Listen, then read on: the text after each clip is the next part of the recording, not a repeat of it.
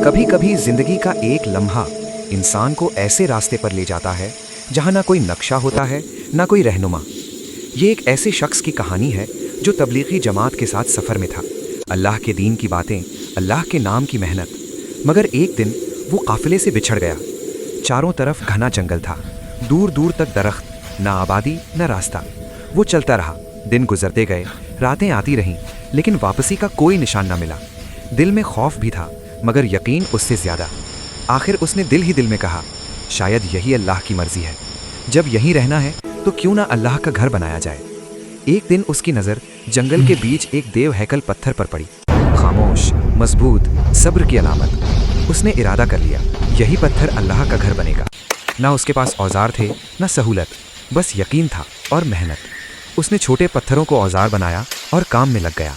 दिन रात, सर्दी गर्मी, हर ज़र्ब के साथ उसका यकीन मजबूत होता गया। महीने गुजर गए और आहिस्ता आहिस्ता वो पत्थर एक मस्जिद की शक्ल लेने लगा। एक सादा सी मस्जिद, मगर इखलास से भरी हुई।